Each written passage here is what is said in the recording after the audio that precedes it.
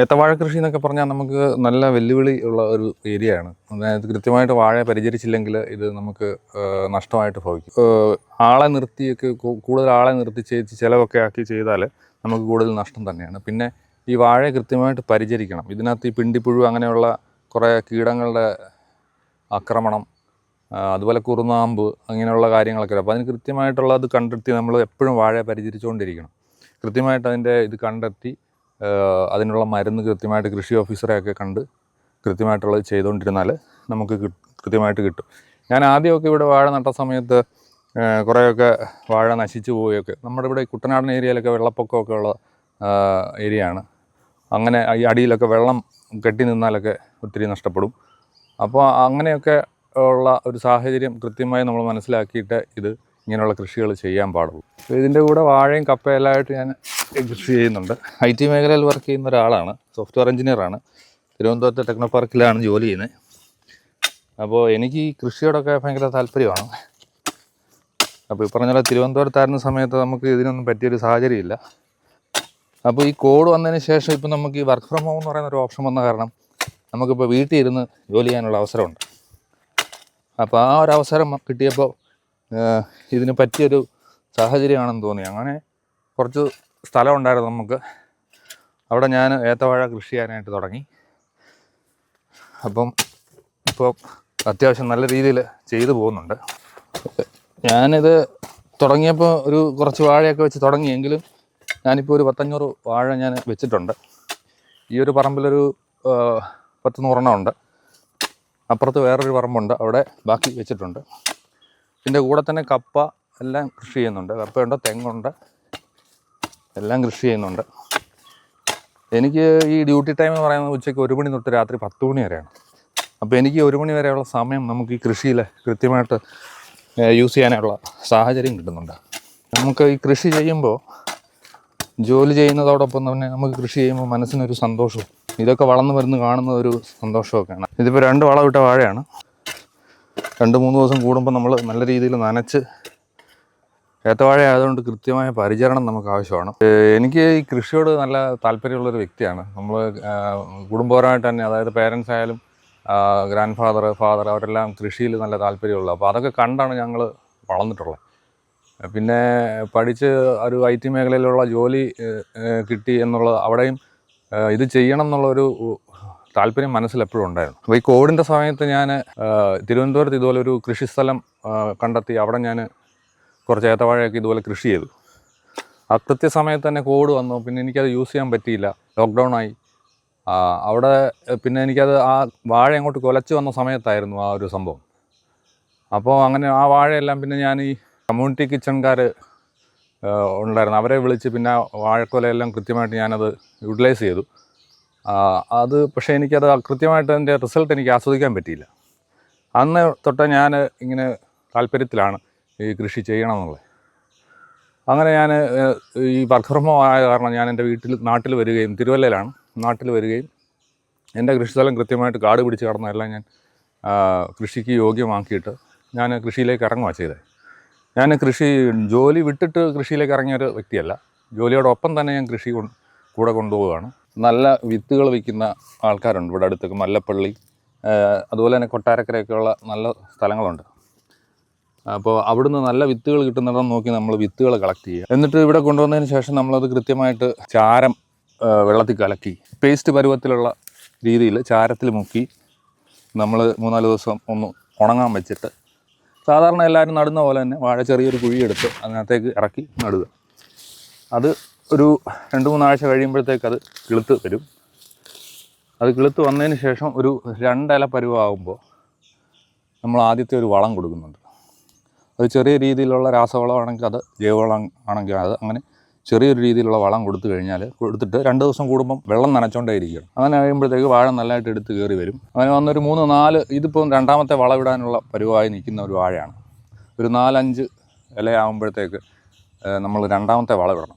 2ാമത്തെ വളം ഇടുമ്പോഴത്തേക്ക് നമ്മൾ അതിൻ്റെ തടമെല്ലാം കൃത്യമായിട്ട് ഈ പുല്ലുകളെല്ലാം ഒന്ന് ചെത്തി മാറ്റി എല്ലാം പറിച്ച് കളഞ്ഞേച്ച് നല്ലൊരു തടം അതിന് കൃത്യമായിട്ട് എടുക്കണം. വളം കൃത്യമായിട്ട് വാങ്ങിച്ച് അതിൻ്റെ മുട്ടിലിട്ട് നല്ലൊരു തടം തുറന്ന് ഇടുക. എന്നിട്ട് ഈ പറഞ്ഞ പോലെ 2 3 ദിവസം കൂടുമ്പോൾ കൃത്യമായിട്ട് നനയ്ക്കുക. ഏത്തവാഴയ്ക്ക് നന വളരെ പ്രധാനമാണ്. പ്രത്യേകിച്ച് ചൂടുള്ള സമയമായതുകൊണ്ട് നല്ല നന കൊടുത്ത് അതിനെ വളർത്തിയെടുത്തുകൊണ്ട് വരിക. ഇതിപ്പോൾ ഈ വാഴയുടെ ചുവട്ടിൽ ഞാൻ കുറച്ച് തൊണ്ടുകൾ അടുക്കിയിരിക്കുന്നത് കാണാൻ പറ്റുന്നുണ്ടല്ലോ. അപ്പോൾ ഇത് നല്ല ചൂടുള്ള സമയമാണ്. അതായത് ഫെബ്രുവരിയിലെ ചൂടെന്ന് പറഞ്ഞാൽ നല്ല ചൂടാണ്. ഈ ചൂട് സമയത്താണ് ഈ വാഴ ഇപ്പം ഈ ഒരു വളർന്നു വരുന്ന ഒരു ഘട്ടം. അപ്പോൾ അത് നമ്മളൊന്ന് ഓവർകം ചെയ്യാൻ, വലിയ അപകടം പറ്റാതിരിക്കാൻ വേണ്ടി, അതായത് ഇൻ കേസ് ഒരു 2 ദിവസം എനിക്ക് വെള്ളം നനയ്ക്കാൻ പറ്റാത്തൊരു സാഹചര്യം വരുവാണെന്നുണ്ടെങ്കിൽ അത് ഓവർകം ചെയ്യാൻ വേണ്ടിയിട്ട് നമുക്ക് തൊണ്ട് ആവശ്യം പോലെ ഉണ്ടായിരുന്നു, ഇഷ്ടം പോലെ തൊണ്ടുകളുണ്ട്. അപ്പോൾ അത് ഞാൻ എടുത്ത് കൃത്യമായിട്ട് ഇതിൻ്റെ മൂട്ടിൽ കമത്തി അടുക്കിയിട്ട് ഇട്ടേക്കുവാണ്. അപ്പോൾ വെള്ളം ഒഴിച്ച് കഴിഞ്ഞാൽ ഒരാഴ്ചയൊക്കെ അത് കൃത്യമായിട്ട് പിടിച്ച് അത് നിൽക്കുന്ന കാരണം ഒരു നനവ് എപ്പോഴും കിട്ടും ഇതിന്. അതിനുവേണ്ടി ചെയ്തതാണ്. പിന്നെ വളമിടുന്ന ഒരു സമയം ഒക്കെ വരുമ്പോൾ അത് ഒരു ചെറിയ ബുദ്ധിമുട്ടാണ് അത് കൈകാര്യം ചെയ്യാൻ. അത് കൃത്യമായിട്ട് നമ്മൾ ഇൻട്രസ്റ്റോടെ ചെയ്യുവാണെങ്കിൽ നമുക്ക് ഒരു ബുദ്ധിമുട്ടുമില്ല, വാഴയ്ക്ക് നല്ല കരുത്തുണ്ടാവും. ഇതിൻ്റെ ഇടയിൽ ഈ പുല്ലുകളൊക്കെ കിളുക്കുന്നത് പറിച്ച് കളയാനൊക്കെ കുറച്ച് പാടായിരിക്കും, എന്നാലും വലിയ കുഴപ്പമില്ല. വാഴയുടെ ആരോഗ്യമാണല്ലോ നമുക്ക് പ്രധാനം, അതുകൊണ്ട് നമ്മൾ ചെയ്തൊരു മെത്തേഡാണിത്. ഈ IT ജീവിതവും ഈ കൃഷിയും തമ്മിലുള്ള വ്യത്യാസം എന്ന് പറഞ്ഞാൽ അതൊരു ഗജാന്തര വ്യത്യാസമുള്ള ഒരു സംഭവമാണ്. IT ജീവിതം എന്ന് പറയുന്നത് പല രീതിയിലാണ്. IT ഭയങ്കര പ്രഷർ നമുക്ക് താങ്ങേണ്ടി വരുന്ന ഒരു ഏരിയയാണ്. നല്ല വർക്ക് പ്രഷറൊക്കെ ഉള്ള സമയത്താണെങ്കിൽ നമുക്ക് നല്ല മനസ്സൊക്കെ നമ്മുടെ ഭയങ്കര ഒരു എന്താ പറയുന്നത് പ്രഷർ പിടിച്ച ഒരു ലൈഫാണ്. അല്ലാതെ കൂളായിട്ട് പോകുന്ന ജോലികളും ഉണ്ട്, ഇല്ലെന്നല്ല പറയുന്നത്.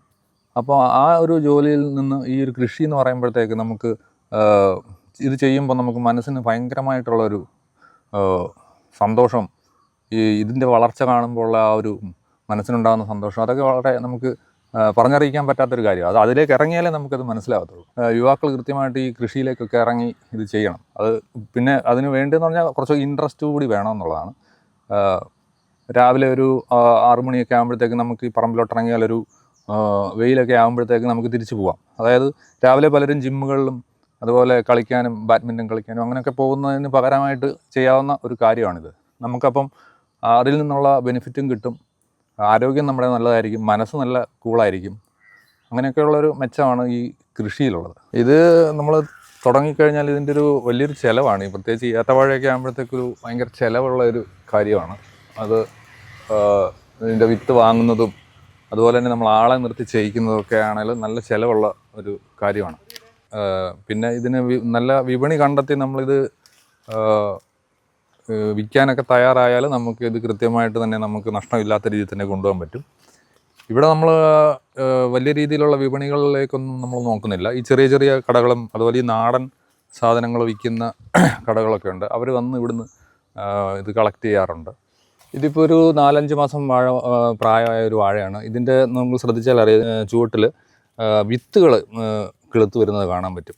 അപ്പോൾ ഈ ഒരു ചെറിയ പ്രായത്തിൽ തന്നെ ഇപ്പോൾ വാഴകൾക്കെല്ലാം വിത്ത് കിളുത്ത് വരുന്നുണ്ട്. ഇത് നമ്മൾ അനുവദിക്കാൻ പാടില്ല.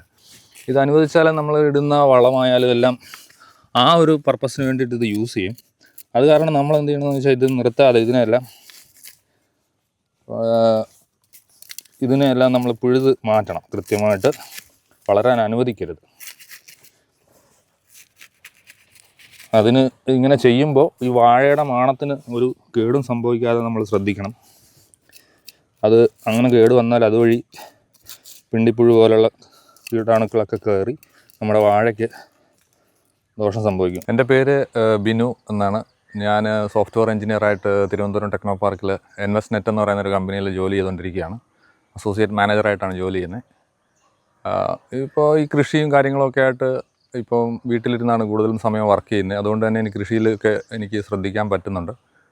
അങ്ങനെ ഇതൊക്കെ ചെയ്ത് നല്ല രീതിയിൽ സന്തോഷമായിട്ട് പോകുന്നു. എൻ്റെ ഒരു അഭിപ്രായത്തിൽ ഈ ആരോഗ്യമുള്ള യുവാക്കളെല്ലാം ഇങ്ങനെയുള്ള ചെറിയ ചെറിയ കൃഷികളിലേക്ക് ഇറങ്ങി അവരുടെ സമയം അതിലേക്ക് സ്പെൻഡ് ചെയ്യണം എന്നുള്ളതാണ് എൻ്റെ ഒരു വലിയൊരു അഭിപ്രായം.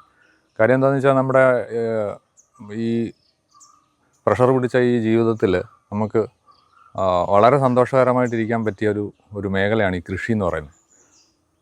അത് നമ്മൾ കഷ്ടപ്പെട്ട് അത് ഉണ്ടാക്കിയെടുക്കുമ്പോൾ അതിൻ്റെ റിസൾട്ട് നമുക്ക് കിട്ടുമ്പോൾ ഒരു സന്തോഷം എന്ന് പറഞ്ഞാൽ അത് പറഞ്ഞറിയിക്കാൻ പറ്റാത്തൊരു കാര്യമാണ്. അതുകൊണ്ട് തന്നെ യുവാക്കൾ ഇങ്ങനെയുള്ള കൃഷികളിലേക്കും അതുപോലുള്ള കാര്യങ്ങളിലേക്കൊക്കെ തിരിഞ്ഞാൽ ഒരു നല്ലൊരു ഒരു തലമുറ അതിലേക്കുണ്ടായി വരും. അതുപോലെ തന്നെ ഈ കൃഷി നമ്മൾ തുടർന്ന് പോകുന്നതോടൊപ്പം അതിന് നമ്മൾ അടുത്തൊരു തലമുറയ്ക്ക് വേണ്ടിയിട്ടാണ് നമ്മളിതെല്ലാം ചെയ്യുന്നത്. അങ്ങനെ എല്ലാവരും അതിൽ ഒരു കൃഷി ഒരു എപ്പോഴും കൂടെ കൊണ്ട് നടക്കേണ്ട ഒരു കാര്യമായിട്ട് ഇതിനെ മാറ്റിയെടുക്കണം എന്നാണ് എൻ്റെ ഒരു വലിയ അഭിപ്രായം. ഇതിപ്പോൾ ഞാൻ 2 ദിവസം കൂടുമ്പോഴാണ് ഈ വാഴയ്ക്ക് നന കൊടുക്കുന്നത്. നന കൊടുക്കുമ്പോൾ തന്നെ നല്ല രീതിയിൽ ഇതിൻ്റെ ചുവട്ടിൽ വെള്ളം കെട്ടി നിൽക്കത്തക്ക രീതിയിൽ നല്ല രീതിയിൽ തന്നെ നനയ്ക്കാറുണ്ട്.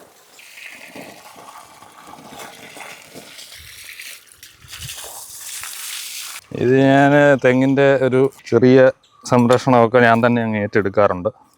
അതിനായിട്ടിപ്പോൾ ഒന്നാമത്തെ കാര്യം ഇപ്പോൾ ആളെയൊന്നും കിട്ടാനില്ലല്ലോ. അപ്പം അതുകൊണ്ട് ചെറിയ ചെറിയ തൈത്തെങ്ങുകളിലൊക്കെ കയറാനായിട്ട് ഞാൻ ഇവിടെ ഒരു സംവിധാനം റെഡിയാക്കി വെച്ചിട്ടുണ്ട്. ഇത് ഈ ചെറിയ ഒരു തൈത്തെങ്ങിലൊക്കെ ഞാൻ തന്നെ കയറി ഇതിന് വേണ്ട പരിചരണം കൊടുക്കാറുണ്ട്.